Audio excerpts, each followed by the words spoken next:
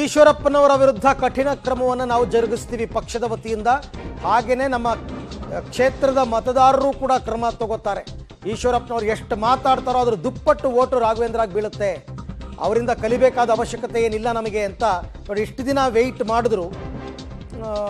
But ಯಾವಾಗ ಅವರು ಚುನಾವಣಾ ಕಣದಿಂದ ಹಿಂದೆ ಸರಿಯಲ್ಲ ಅಂತ ಗೊತ್ತಾಯ್ತು, ಈಗ ಪಕ್ಷ ಅವರ ವಿರುದ್ಧ ಕ್ರಮವನ್ನು ಕೈಗೊಳ್ತಕ್ಕಂಥದ್ರ ಬಗ್ಗೆ ಮಾತನಾಡ್ತಾ ಇದ್ದಾರೆ. ಅವರಿಗೆ ಶಿಸ್ತು ಕ್ರಮ ತೆಗೆದುಕೊಳ್ತೇವೆ. ಕ್ಷೇತ್ರ ಮತದಾರರು ಕೂಡ ಕ್ರಮನ ಕೈಗೊಳ್ತಾರೆ. ಅವ್ರು ಏನೇನು ಎಷ್ಟೆಷ್ಟು ಮಾತಾಡ್ತಾರೆ ಅದ್ರ ದುಪ್ಪಟ್ಟು ಮತಗಳು ರಾಘವೇಂದ್ರ ಅವರು ಬೀಳ್ತದೆ. ರಾಘವೇಂದ್ರ ಅವರು ಒಬ್ಬ ಜನಪ್ರಿಯ ಸಂಸದರಿದ್ದಾರೆ. ಈ ರೀತಿ ಪುಕ್ಷಾಟೆ ಮಾತುಗಳಿಂದ ಜನ ಗಮನಿಸ್ತಾರೆ.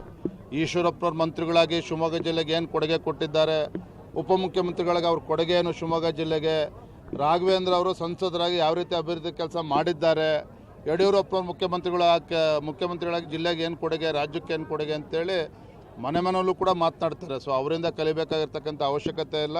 ಇವತ್ತು ನಮ್ಮ ಸಂಸದರಾಗಿರ್ತಕ್ಕಂಥ ರಾಘವೇಂದ್ರ ಅವರು ಈ ಒಂದು ಚುನಾವಣೆಯಲ್ಲಿ 2 ಲಕ್ಷಕ್ಕೂ ಹೆಚ್ಚು ಅಂತರದಿಂದ ಗೆದ್ದು ಬರ್ತಾರೆ. ಅವ್ರಿಗೇನು ಜನ ಬುದ್ಧಿ ಕಲಿಸ್ತಾರೆ. ಅವರಿಗೆ ಶಿಸ್ತು ಕ್ರಮ ತೆಗೆದುಕೊಳ್ತೇವೆ. ಕ್ಷೇತ್ರ ಮತದಾರರು ಕೂಡ ಕ್ರಮನ ಕೈಗೊಳ್ತಾರೆ. ಅವ್ರು ಏನೇನು ಎಷ್ಟೆಷ್ಟು ಮಾತಾಡ್ತಾರೆ ಅದ್ರ ದುಪ್ಪಟ್ಟು ಮತಗಳು ರಾಘವೇಂದ್ರ ಅವರು ಬೀಳ್ತದೆ. ರಾಘವೇಂದ್ರ ಅವರು ಒಬ್ಬ ಜನಪ್ರಿಯ ಸಂಸದರಿದ್ದಾರೆ. ಈ ರೀತಿ ಪುಕ್ಷಾಟೆ ಮಾತುಗಳಿಂದ ಜನ ಗಮನಿಸ್ತಾರೆ. ಈಶ್ವರಪ್ಪನವ್ರ ಮಂತ್ರಿಗಳಾಗಿ ಶಿವಮೊಗ್ಗ ಜಿಲ್ಲೆಗೆ ಏನು ಕೊಡುಗೆ ಕೊಟ್ಟಿದ್ದಾರೆ, ಉಪಮುಖ್ಯಮಂತ್ರಿಗಳಿಗೆ ಅವ್ರ ಕೊಡುಗೆ ಏನು ಶಿವಮೊಗ್ಗ ಜಿಲ್ಲೆಗೆ, ರಾಘವೇಂದ್ರ ಅವರು ಸಂಸದರಾಗಿ ಯಾವ ರೀತಿ ಅಭಿವೃದ್ಧಿ ಕೆಲಸ ಮಾಡಿದ್ದಾರೆ,